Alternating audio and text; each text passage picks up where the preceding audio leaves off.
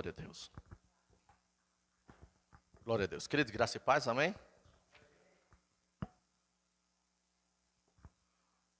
Glória a Jesus. Vamos dar início à nossa aula nesta noite.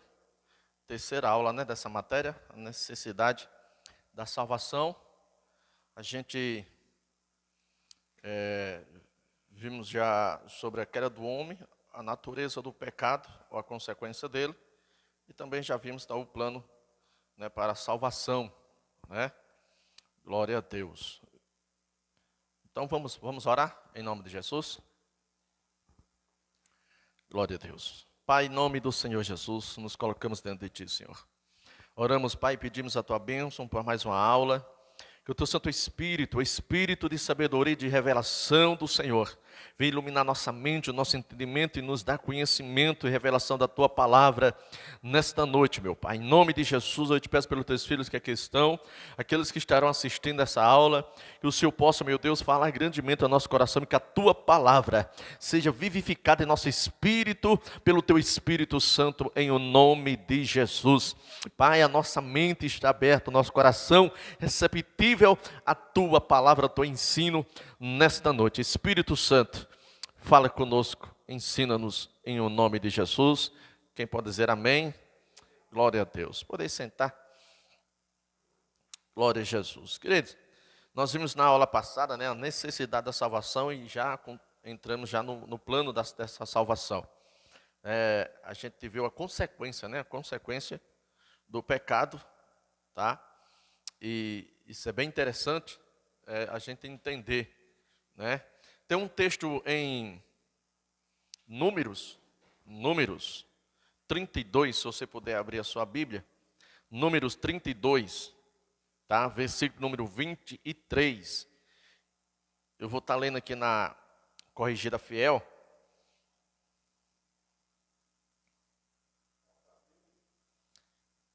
De Números 32, tem um texto aqui interessante, versículo de número 23, diz assim, livro de Números 32, versículo 23, deu certo? Diz assim, e se não fizerdes assim, eis que pecastes contra o Senhor, e sabei que o vosso pecado vos há de achar. Amém? Eu estou lendo a Corrigida Fiel, talvez você modifique um pouco, mas olha só. A última parte do versículo diz assim, e sabeis que o vosso pecado vos há de achar. Tá? Em outra tradução diz, o vosso pecado vos há de castigar, ou de vos punir. Tá? Trazendo aqui a ideia, amados, que o pecado traz consigo uma consequência, tá? Traz consigo uma consequência. Na aula passada, que a gente viu sobre a consequência do pecado, só aqui uma rápida reflexão do que a gente já viu, em Romanos capítulo de número 6, 23, tem uma tradução melhor para a gente entender aquele texto, que diz assim, pois o salário do pecado é a morte, Bastante conhecido. Em outra tradução diz assim, pois o salário que o pecado paga é a morte.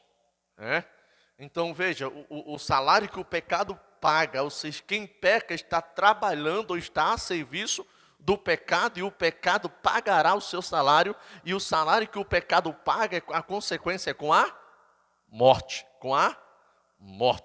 amém? E nesse texto de Número diz assim, em outra tradução diz, acha o teu pecado antes que ele te ache.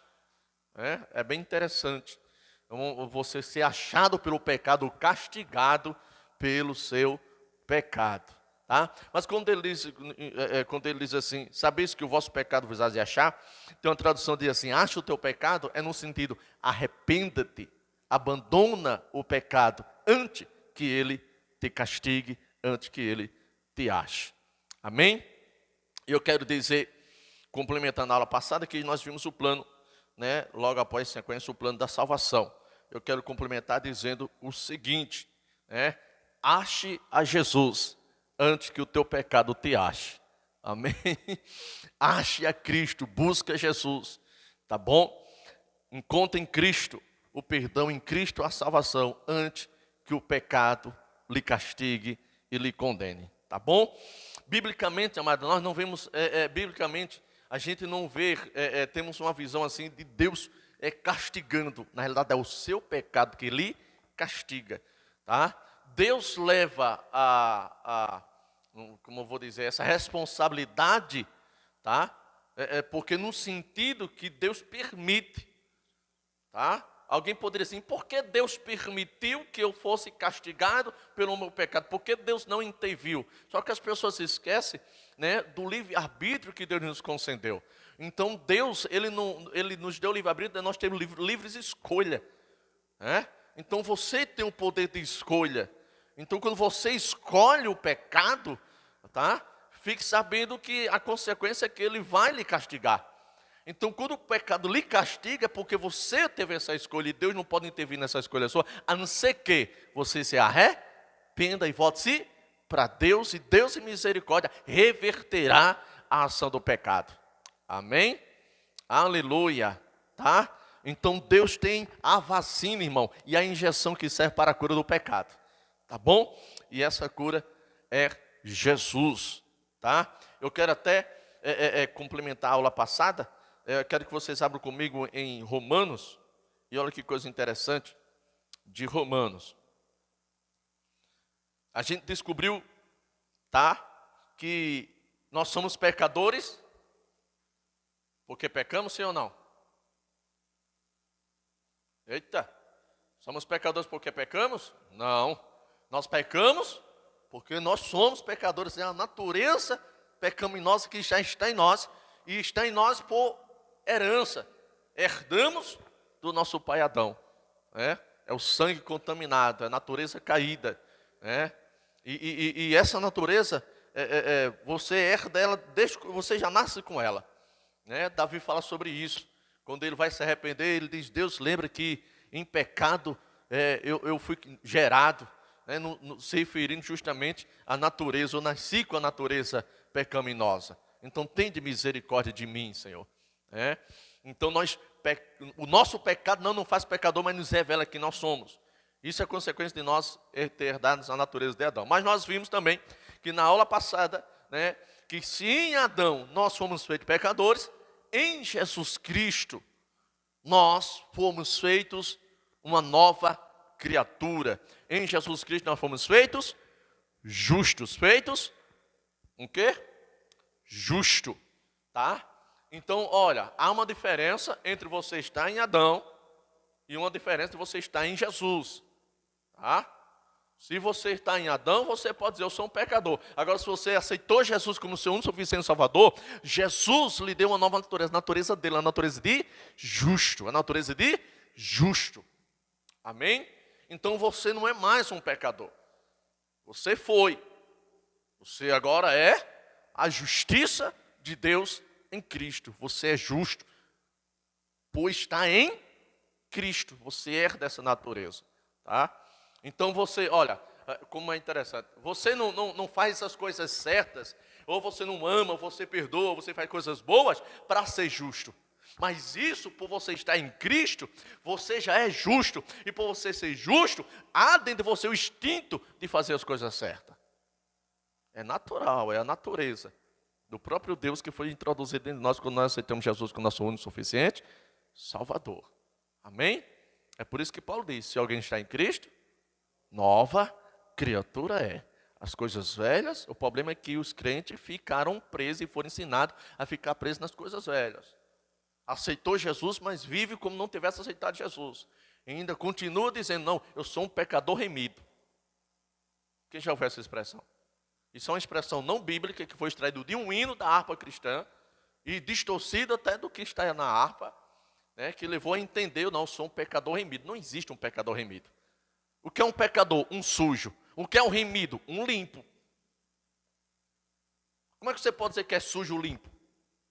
Ou você é limpo ou você é sujo. Amém? Então, se você foi remido, você foi um pecador, mas agora por ter sido remido, agora você é um justo diante de Deus. Ainda que as pessoas olhem para você e enxerguem o seu passado, Deus não vê o seu passado, porque diante de Deus ele foi apagado e limpo pelo sangue de Jesus. Tá? E é isso, irmão, como os crentes, nós temos que ter essa ótica. Nós nos enxergarmos e enxergarmos os outros com a ótica de Deus, não com a ótica do mundo e nem da religião. Isso é interessante. Eu tenho que me enxergar como Deus me enxerga em Cristo. E eu tenho que enxergar as outras pessoas como Deus enxerga elas em Cristo. Amém? Aleluia. Isso é interessante. Tá? Então, se em Cristo nós recebemos uma nova natureza, as coisas velhas já passaram, e eis que tudo se fez novo, então esse tudo novo foi para que Deus fez, para que a gente venha viver essa novidade de vida, uma vida nova. Tá, amados? Deus deseja ver você se libertando da vida velha. Tá? Deus deseja que você venha viver essa novidade de vida. Tá? Mas infelizmente por muitos anos ele foi roubado. Né? Tem um texto até que em Isaías diz isso. O Senhor diz isso: o meu povo é um povo roubado e ninguém clama, dizendo restitui. Então nós fomos roubados daquilo que Jesus fez por nós. Nós fomos enganados por muito tempo, recebendo mensagem de engano, de mentira, de pessoas que não têm fé, de pessoas que não creem. Querido, nós temos como cristão, conhecedores da palavra, dar uma oportunidade das pessoas crer. Mas as pessoas foram tão ensinadas a duvidar, a arranjar justificativa para as suas dúvidas, para a sua incredulidade. Sabe que a gente fica até constrangido a trazer uma mensagem de fé para as pessoas acreditarem, porque elas já estão conformadas em aceitar a incredulidade dela. Em aceitar que essa é a vontade de Deus, que você sofra, que você esteja doente, que você morra, que tudo é permissão de Deus e que Deus quer isso para você. E quando as coisas começam a dar certo, os crentes já ficam assim: meu Deus, está errado, que eu estou sendo abençoado, tem que ter uma contribulação. Ou se não, para mim, não, para alcançar uma coisa, tem que sofrer mesmo, é com muita dificuldade. Geralmente é essa a ideia, irmão. Tá? Que a gente tem que fazer, você observa, nós temos que fazer. Só que Jesus veio, irmão, já fez por nós. Amém? Jesus fez por mim, fez por você. A Bíblia diz que aquilo que era impossível ao homem, ou seja, por nós mesmos nós não temos como, mas aquilo que era impossível ao homem, Deus tornou possível através de Jesus Cristo. Então aquilo que eu não podia conseguir, agora com Cristo, eu consigo. Tá? Então eu não me esforço para ser justo, Deus já me fez, eu assumo essa identidade. Amém? Assim como ele assumiu o meu lugar de pecador, ele assumiu o seu lugar de pecador, para que a gente assuma o lugar dele de justo. Foi o justo pelo pecador, para que o pecador assumisse o lugar do justo. Houve uma troca, diga troca. Você tem que aceitar isso. Amém? A igreja tem que pegar isso. Tá? Então eu não sou um pecador, eu sou justo. Eu sou a justiça de Deus em Cristo. Porque aquele que não conheceu o pecado, Deus o fez pecado por mim, para que eu fosse feito, você fosse feito, nós fôssemos feitos, justiça de Deus em Cristo. É consequência de eu estar e você estar em Cristo. Sem Cristo, sem Cristo, aí você não passa de um miserável pecador, desgraçado, infeliz, condenado, fadado ao fogo do inferno. Mas com Jesus, não. Com Jesus, as coisas mudou. Amém? Graças a Deus por Jesus Cristo. É isso que Paulo vai dizer aqui em Romanos. Vê lá. Romanos, capítulo número 7. Aquele texto bastante conhecido. Que Paulo diz assim: miserável homem que sou. O bem que eu quero fazer não faço. Paulo dá a resposta favorável, mas olha o que ele vai dizer. Preste atenção.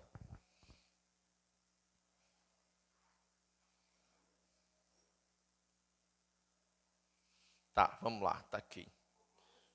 Romanos 7.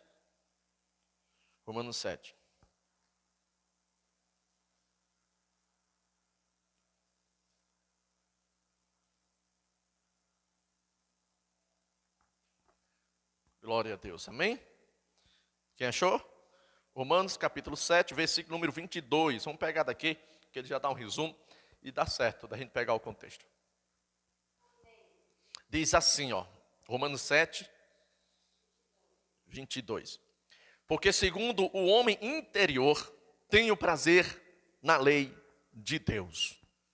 Tá? Paulo está se referindo ao homem interior. Que homem interior é esse? O homem espiritual. O espírito tem prazer na lei de Deus. Então, se ele está falando do homem interior, é porque existe o homem exterior. E qual é o homem exterior? A carne. ela não tem prazer na lei de Deus. Mas o homem interior, que é o espírito, esse tem prazer na lei de Deus. Ele vai dizer assim no versículo 23. Mas vejo nos meus membros outra lei, ou na minha carne, que batalha contra a lei do meu entendimento. E me prende debaixo da lei do pecado, que está nos meus membros. Que me prende a lei do pecado que está nos meus membros. Que lei é esse? Da carne. A natureza caída. Que prende o homem ao pecado. O homem não consegue se libertar. O homem por si só não consegue se libertar. Ah, se eu quiser deixar de beber, eu bebo. Se eu quiser deixar de fumar, eu deixo. O homem por si só não consegue. Você pode deixar uma coisa e outra, mas sempre vai ter algo que vai lhe escravizar e isso vai destruir você. O pecado não é só beber, o pecado não é só adulterar, o pecado não é só fumar, o pecado é muito mais, irmão. Só, sabe, desejar o mal do seu irmão, isso já torna você um assassino. Aí você já entende que precisa de um salvador. Tá? Então, por si só, não existe. Não importa como o homem possa se sentir bom nesta terra. Nele existe uma natureza caída que o aprisiona e escraviza em alguma área, em um pecado na sua vida. Eu digo assim, resumindo muito, que ninguém está preso a só um pecado. Pela sua natureza, ele está sujeito a todos os pecados carnais. Sua carne.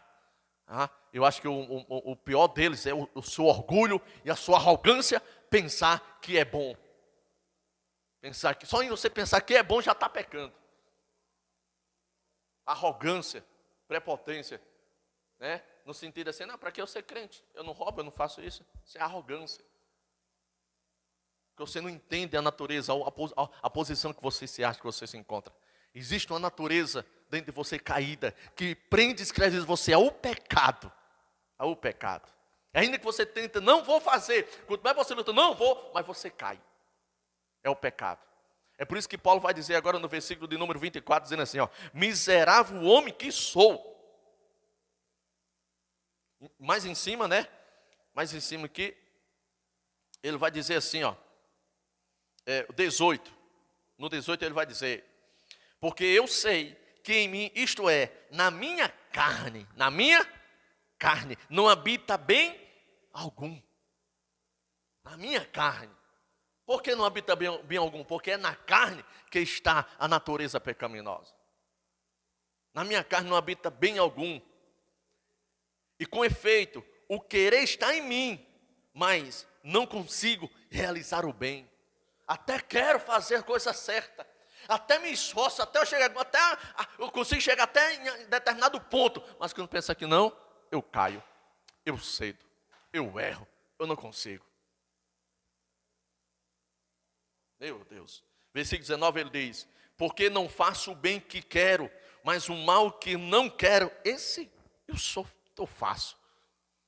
Versículo 20 ele diz, ora, se eu faço o que não quero, já não faço eu, mas o pecado que habita em mim. O que é que ele está dizendo?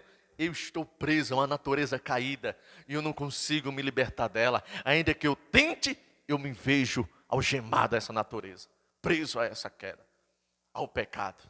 21. Acho então esta lei em mim, que quando quero fazer o bem, o mal está comigo. Amém? Só que Paulo vai dizer algo forte, irmão. Ele vai dar um brado de socorro, tá? Ou um brado de vitória no versículo 25, que ele diz assim, ó. Olha o brado que ele vai dar. Dou graças a Deus por Jesus Cristo. Isso aqui é a resposta do versículo 24, a resposta do versículo 24, que ele diz assim, ó. Miserável homem que sou, quem me livrará do corpo desta morte? Quem me livrará das cadeias da carne que me prende? Da natureza caída, quem me libertará? Ele diz, dou graças a Deus por Jesus Cristo. Ele traz o remédio. A única solução, Paulo diz, dou graças a Deus por Jesus Cristo. Jesus é a cura. Diga, Jesus é a cura. Jesus é a cura para o homem caído. Jesus é a salvação do pecador perdido. Jesus é a solução. Ele diz, dou graças a Deus por Jesus Cristo. Assim que eu mesmo com entendimento sirvo a lei de Deus, mas com a carne a lei do pecado. Ou seja, eu desejo cumprir a lei de Deus, mas dentro de mim existe algo que me tira dessa presença. Me tira dessa presença. Então, por mim mesmo eu não consigo. Mas ele diz, mas graças a Deus por Jesus Cristo. Para fechar isso aqui, capítulo 8, versículo 1. Aí ele vai bradar agora, versículo 1. Agora ele vai bradar com mais alegria e convicção da sua libertação, dizendo assim, ó. Portanto, agora, nenhuma condenação há para aqueles que estão em Cristo. Pega essa visão, em Cristo, não é fora dele, mas em Cristo. Pois agora nenhuma condenação há para aqueles que estão em Cristo Jesus, que não andam segundo a carne, mas segundo o Espírito. Aleluia! Isso aqui é interessante. Deixa eu dizer para vocês, tá? Essa parte aqui final não está no original, tá? Isso aqui foi um acréscimo que às vezes atrapalha, tá? No original está assim, portanto, agora nenhuma condenação há para aqueles que estão em Cristo Jesus. Só que ele acrescentou isso aqui querendo ajudar em alguma coisa, mas termina atrapalhando. Porque dá a entender o quê? Muitos já vi alguém pregando dizendo assim, mas aqui não anda segundo a carne. Você tem que andar aqui agora segundo o Espírito. Já dá esse leque para já atrapalhar aí, mas isso aí não está no original. No original só está assim, graças a Deus, por Jesus Cristo. Melhor, pois agora nenhuma condenação há para aqueles que estão em Cristo Jesus. Só que, pastor, por que ele acrescentou esse pedacinho aqui? Na verdade, o sentido se você está em Cristo Jesus, se você está em Cristo, nova criatura você em Cristo jamais andará na carne, você vai andar no Espírito.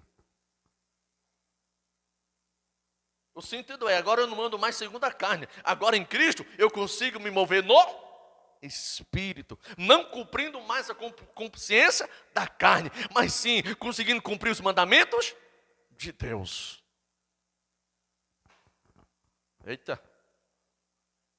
Amém?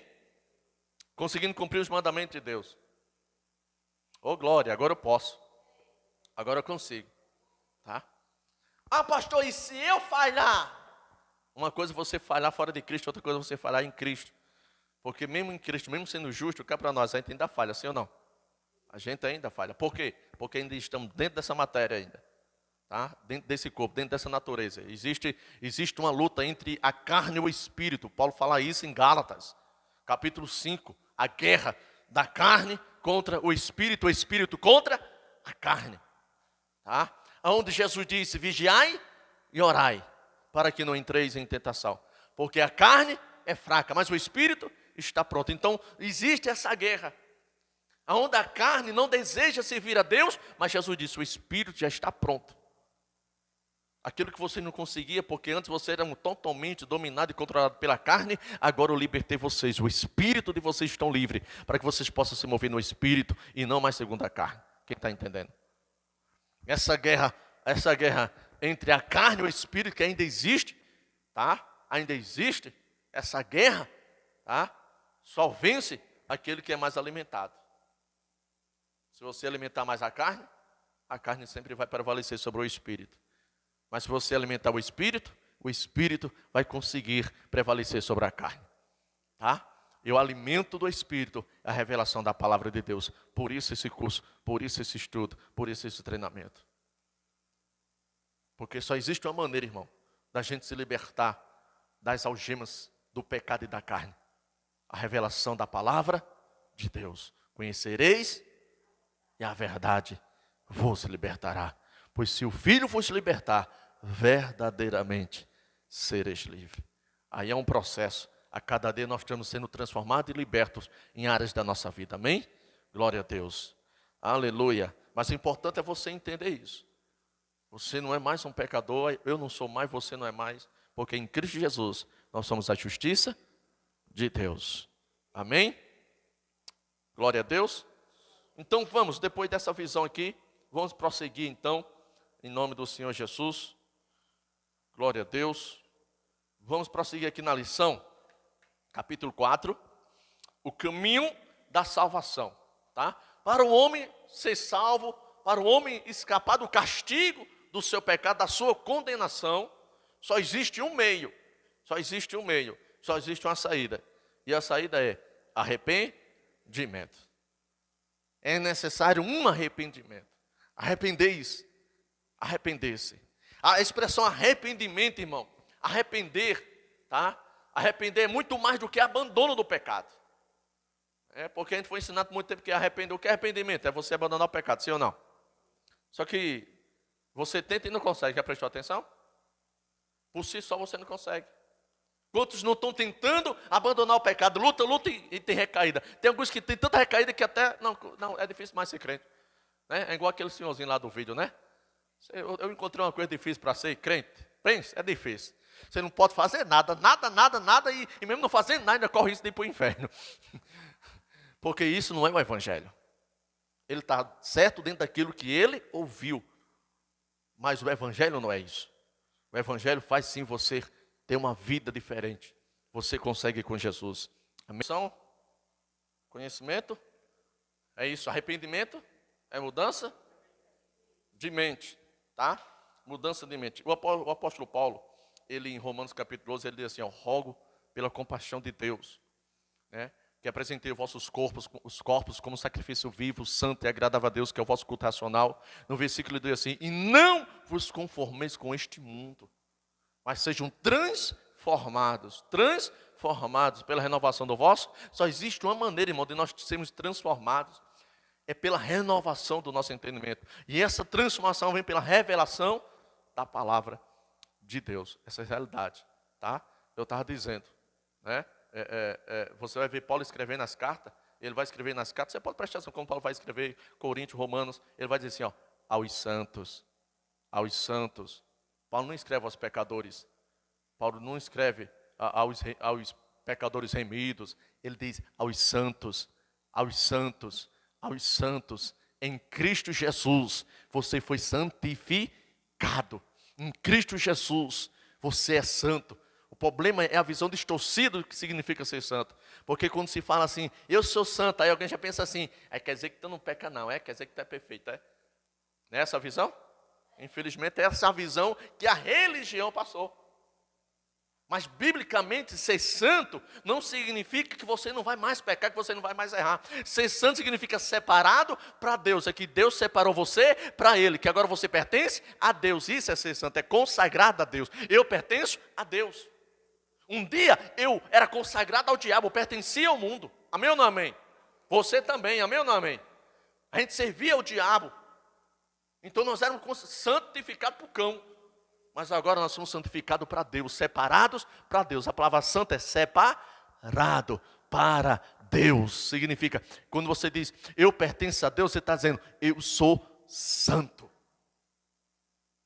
Os pais da igreja, tá? Se você pegar a Bíblia de estudo, a King James, ela faz um comentário de 1 João, se eu não me engano, no versículo 9, ou versículo 10, ele faz um comentário, que lá fala sobre perdão, e ele embaixo tem um comentário assim, os pais da igreja dizia que ser santo não significa que você não vai errar, mas ser santo significa que quando você erra, você sempre vai correr para as águas da graça de Deus. Aleluia. E não é isso, irmão? Uma coisa é quando nós pecávamos no mundo, a gente não estava nem aí. Hoje, quando a gente falha, a gente corre para onde? Para Deus, pedir perdão, misericórdia. Senhor, me ajuda. Se você não fosse santo, você não fazia isso. Ser santo significa, eu pertenço. Isso é ser santo. Só que a religião distorceu. Ser santo é um ser perfeito, de luz, que não erra, que não peca, que não tem defeito. Não, isso aí não é ser santo. Tá? Isso aí não é ser santo. Amém ou não amém? Isso aí é uma ideia doida das cabeças das pessoas que inventaram isso aí. Tá? Ser santo significa separado para Deus. Amém ou não amém? Separado para Deus. Na realidade, essa identidade de visão de ser santo e nunca errar e nunca errou, essa aí é só Deus. Amém? Ele é santo nesse sentido. Mas nós somos no sentido que nós somos separados para Deus e pertencemos a Deus. Quem pode dizer glória ao nome do Senhor? Amém. A necessidade de arrependimento como resposta ao pecado. Eu tenho uma resposta para o pecado. Arrependimento. Vou lutar contra. Eu vou dizer basta. Amém? Não desejo mais o pecado. Isso é arrependimento. Isso vem, irmão, você só consegue isso pela revelação da palavra. Você não sabe o quanto o pecado lhe faz mal, até que alguém lhe diga na palavra de Deus o quanto ele estava fazendo mal. A pessoa está perdida no mundo, envia uma vida de pecado e eu pensando que está tudo bem com a sua vida, sim ou não? Até que alguém fale de Jesus para ela e revela o seu pecado. Ela vai entender que o seu pecado está trazendo mal à sua vida. E nesse entendimento, ela estava entendendo que estava tudo certo. Mas alguém veio e disse, não, a palavra de Deus diz assim. Isso é errado. Matar é errado, roubar é errado. A pessoa, eu não sabia. Agora ela passa a saber. Como ela descobre, ela começa a lutar contra ou seja, abandonando. Isso é arrependimento? Teve um processo aqui. Você nunca abandona algo, se primeiro não passar por um processo aqui, de renovação da sua mente. Tá? A pessoa só chupa um peludito sujo, enquanto não chega um limpo para ela. Tá? Só fica presa a algo na vida dela que está dando errado, enquanto não tem uma solução de uma coisa boa para a vida dela. Quando ela entende, houve uma renovação e uma transformação de um desejo, que eu quero aquilo que é bom e não o que é ruim. Amém ou não amém? Isso é arrependimento. Romanos 3,10 diz assim, como está escrito, não há um justo, nenhum sequer. Isso aqui é muito forte. Tá? Não existe pessoa boa. Todos são pecadores. Tá? Só existiu um, irmão, que nunca pecou e andou na terra. Jesus Cristo, o Filho de Deus. Tá? Era o único vivo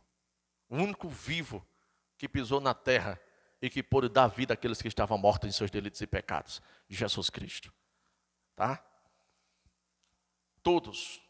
Não há um justo, nenhum sequer. Por quê? Romanos 3,23 diz, porque todos pecaram e destituídos estão da glória de Deus. Caídos estão da glória de Deus. Afastados estão da glória de Deus. Essa expressão já expressa, faz nós entender que o ser humano, ele necessita da glória do Senhor sobre a sua vida. Ele necessita que resplandeça sobre ele a glória de Deus. Amém? Essa é a glória que transforma o ser humano e transforma ele, sim, em uma verdadeira criatura. Prosseguindo, diz assim, o chamado ao arrependimento, o chamado ao arrependimento em toda a Escritura. Ou seja, em toda a Escritura, nós vemos Deus convidando o homem ao arrependimento. Por que Deus convida o homem a se arrepender? Por que Deus convida? Para que o homem não seja castigado pelo seu próprio pecado. É Deus querendo dar oportunidade de o homem escapar. A única pessoa, o único ser que pode salvar o homem do mal do seu pecado é Deus. E esse Deus é tão bom que diz, eu quero salvar você. Eu posso te ajudar. Você não precisa estar preso nisso. Você não precisa continuar escravo. Se você continuar assim, o teu pecado te destruirá. O teu pecado te conduzirá a um caminho que está te levando para o inferno. Mas Deus diz, eu tenho salvação. Eu tenho perdão. Veja, Isaías, está aqui o texto, tá? Já na lição. Isaías 59, versículo 1 e 2 diz assim. Eis que a mão do Senhor não está encolhida para que não possa salvar, nem agravado os seus ouvidos para que não possa ouvir. Mas as vossas iniquidades ou pecados faz separação entre vós e o vosso Deus, e os vossos pecados encobrem o seu rosto de vós, para que não vos ouça. Olha que coisa forte. Vou ler de novo o versículo número 2. Mas as vossas iniquidades fazem separação entre vós e o vosso Deus. Observa, não é Deus que se separa da gente, é a nossa iniquidade, nosso pecado que nos afasta de Deus, que nos separa de Deus. É o nosso pecado. É o nosso pecado que encobre-nos e impede que Deus possa nos ouvir. O nosso pecado. O pecado do homem é a única coisa que afasta o homem de Deus.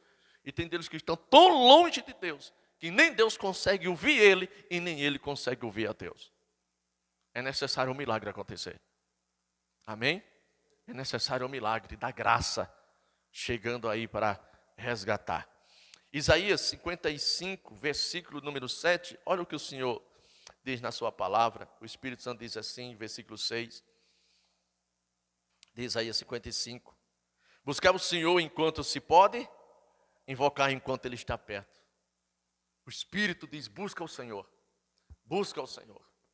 A única maneira de nós conseguimos, vencermos o pecado é se aproximando de Deus. Eu não sei se vocês... Os 2 primeiros mandamentos da lei é esse daqui, ó. O primeiro mandamento é: não terás outro Deus diante de ti. O segundo mandamento: não farás para ti imagem de escultura, no que há no céu, na terra ou debaixo dela. Ou seja, Deus abomina a idolatria. Você já parou para pensar por que Deus não aceita? Por que Deus não aceita que você adore um outro ser, a não ser Ele?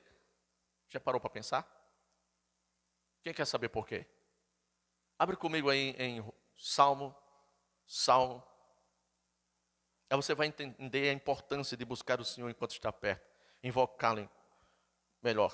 Buscar o Senhor enquanto se pode achar, invocar enquanto Ele está perto. Salmo número 115. Isso, Salmo de número 115. Glória a Deus. Deu certo? Vamos ler aqui a partir do versículo 1, só para a gente pegar o contexto, tá? O Salmo 115, né? Tá, versículo 1. Ó, diz assim, ó. Não a nós, Senhor, não a nós, mas ao teu nome dá glória, por amor da tua benignidade e da tua verdade. Versículo número 2 diz assim: porque dirão os gentios ou as nações, onde está o seu Deus? Pergunta, porque diriam as nações, os gentios dirão, onde está o seu Deus? Versículo número 3 diz, mas o nosso Deus está nos céus. Olha a convicção do salmista. O nosso Deus está nos céus e faz tudo como lhe agradou, ou como lhe agrada. Amém? 4 diz, mas ele diz assim, ó, os ídolos deles são prata e ouro, obra das mãos dos homens. Preste atenção, os ídolos deles, dele quem? Dos gentios. Daqueles que não conhecem o Deus verdadeiro. Veja que, por que dizem as nações ou os gentios, dizem, onde está o teu Deus?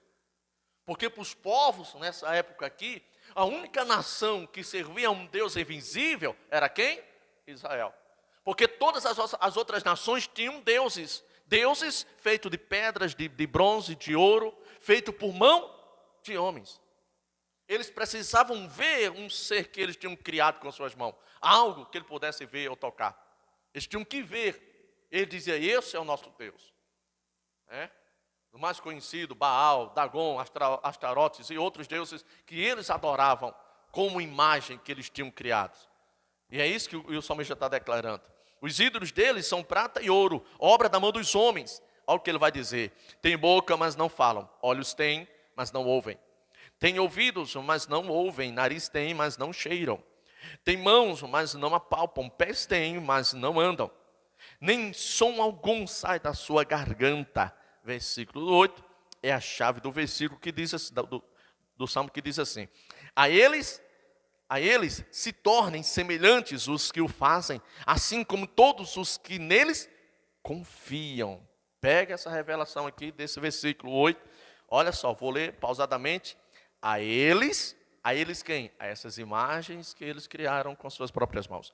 A eles se tornem semelhantes os que os fazem, assim como todos os que neles confiam.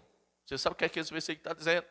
Que você é aquilo que você adora, você se torna aquilo em que você confia. É isso que esse versículo está dizendo. Ou seja, se você adora a imagem da escultura, um boneco feito por mão do homem, e diz, eis aqui o teu Deus, e você o adora, você vai tornar semelhante a ele. E o salmista diz, tem olhos, mas não vem. Boca tem, mas não fala. Tem ouvidos, mas não ouve. Até tem pés, mas não anda.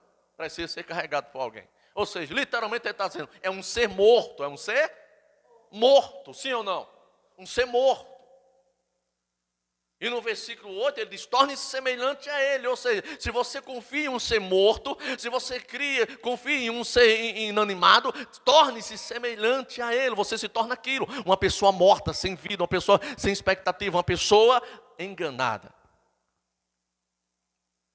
Aí você vai entender por que Deus não aceita que você adore imagem de escultura, senão a ele. Porque você se torna aquilo que você adora, aquilo que você confia. Deus quer que você confie nele, adore a ele, porque Deus quer que a cada dia você se torne semelhante. Porque foi nesse propósito que Deus nos criou. A sua imagem, conforme a sua semelhança. Quanto mais você se aproxima de Deus, mais com Deus você se...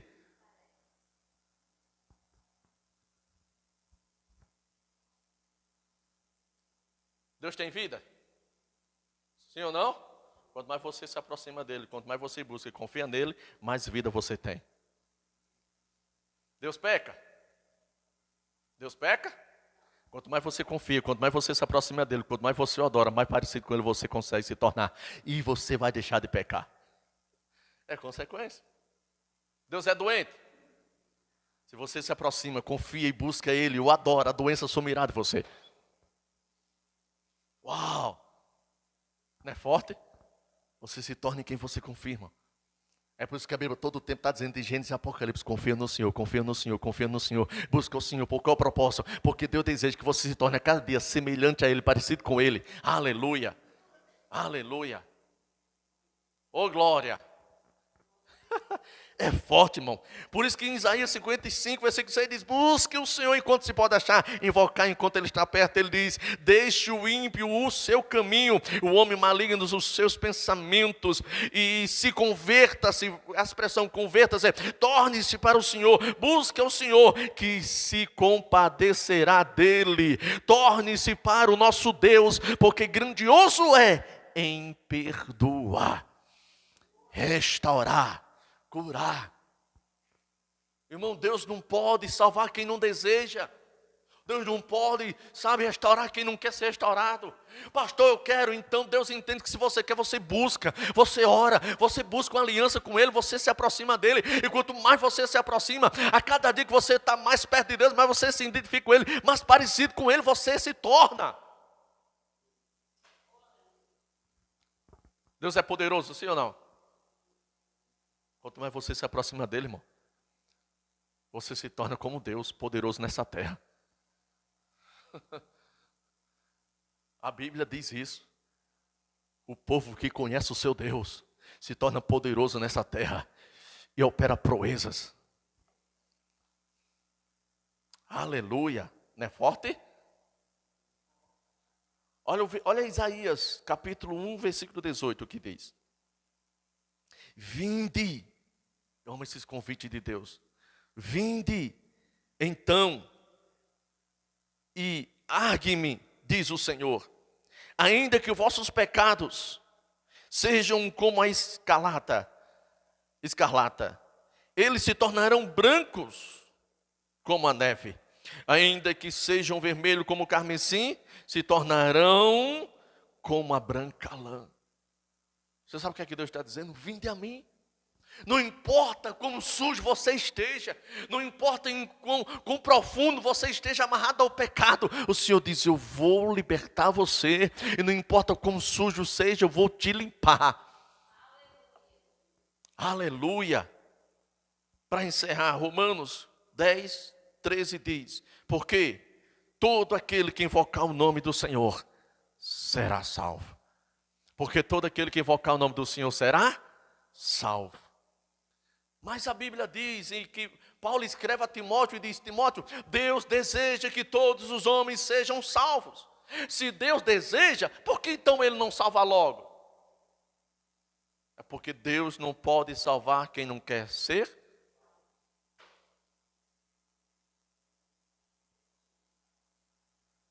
Tem pessoas que estão indo para o inferno pensando que vai por falta de conhecer.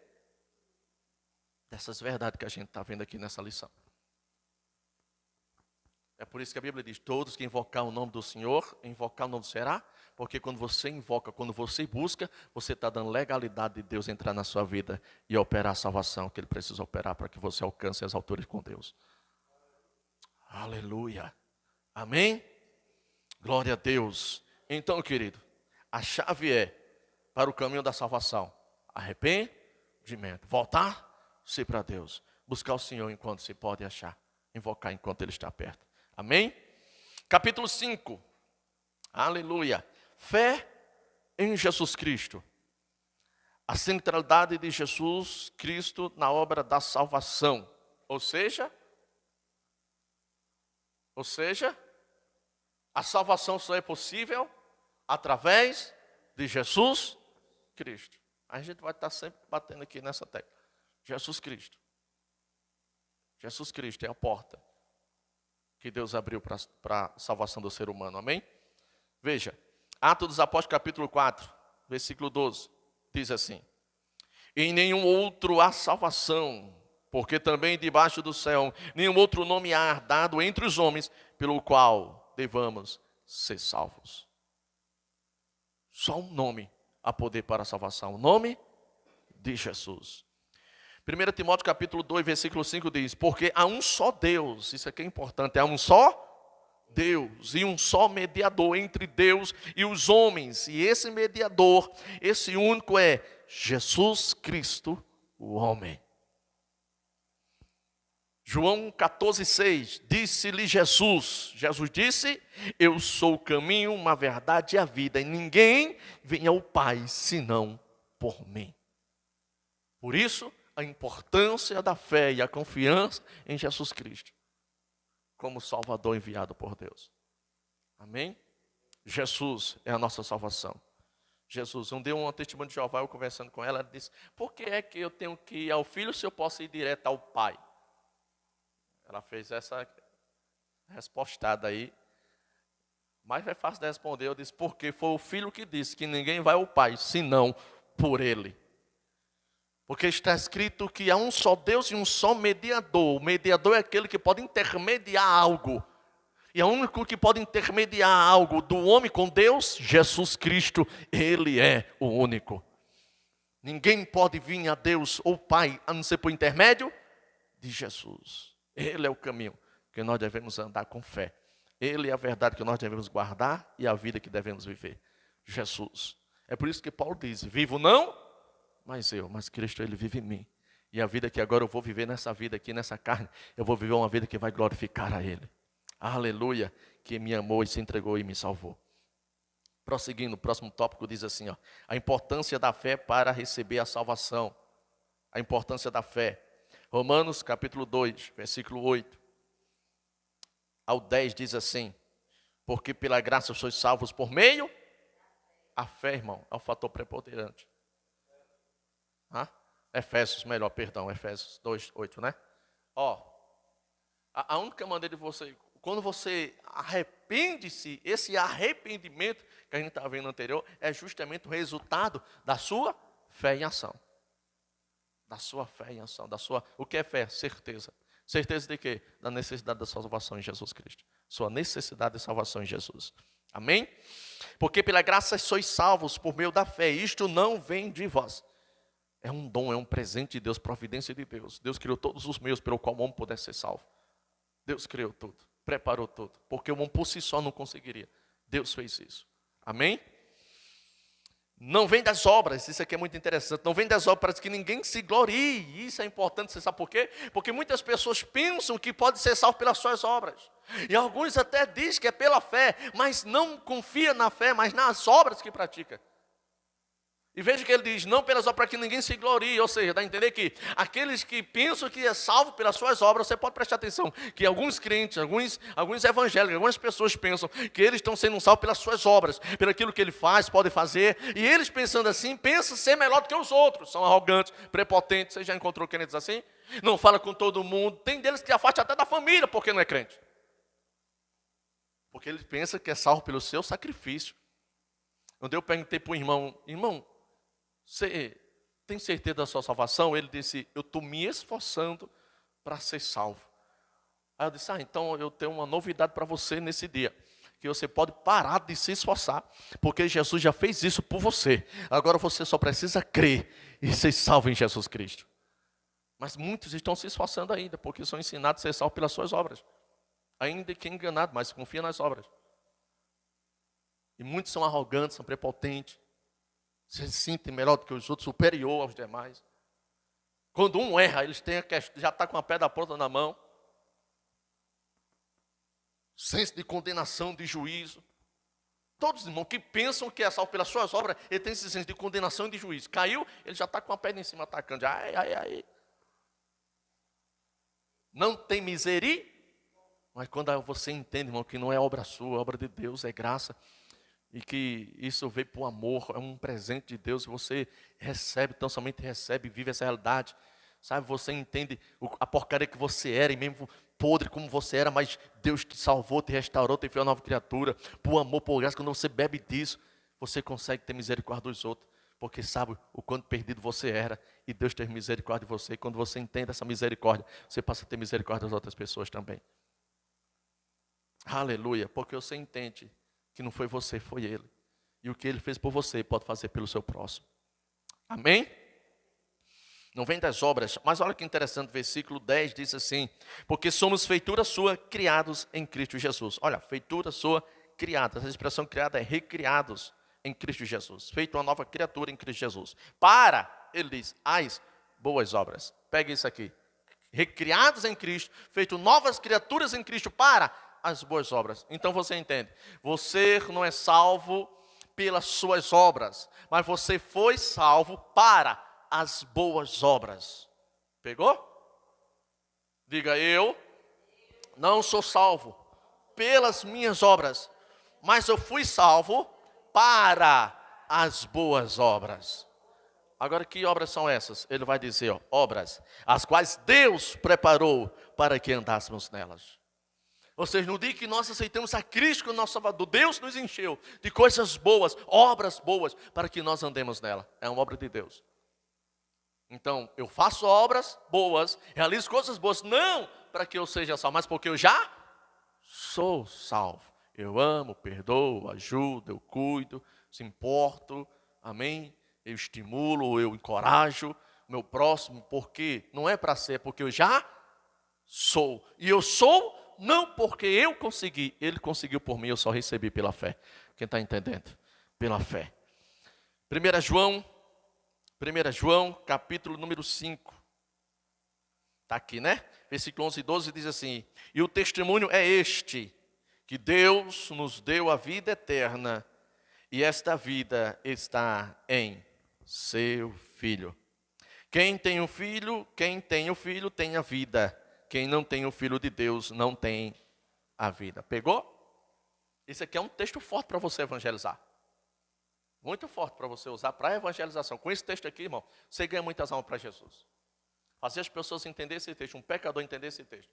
Porque observa, ó, pega comigo. O testemunho é esse, é um testemunho que Deus está fazendo. Ou seja, é uma declaração de Deus. Qual é a declaração de Deus? Que Deus nos deu a vida eterna. Deus nos deu a vida.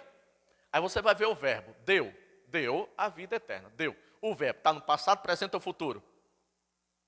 Deu. Passado, presente ou futuro? Passado, deu a vida. Então, se Ele deu a vida eterna, se Ele deu, Ele não vai mais dar a vida eterna para ninguém, porque Ele já deu. Além de Ele ter dado, Ele nos ensina ou nos mostra onde nós devemos encontrar esta vida. Aonde está essa vida? No seu Filho. Ó. Então pega comigo. Deus não vai dar mais vida eterna para ninguém nessa terra. Porque Deus já deu vida eterna para todo mundo. Todo mundo na terra, por mais perdido que esteja, esse tem direito à vida eterna, porque Deus já deu a vida eterna a ele. Além de Deus ter dado, ensina onde ele deve achar. Em Jesus. Tá? Agora pega isso aqui, o fator de alguém nos dar algo, não significa que seja nosso. Tá? Para ser seu, você precisa receber. E é isso que você vai entender no versículo número 12, que diz assim: quem tem o Filho, tem a vida. Por quê? Porque a vida está no Filho. Então quem tem o Filho, tem a vida. Agora, olha para mim.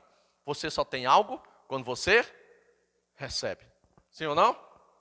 Quando você recebe. É isso que o texto está dizendo. Quem tem o Filho, ou seja, quem recebe o Filho, quem recebe Jesus como seu Salvador, esse passa a ter a vida eterna.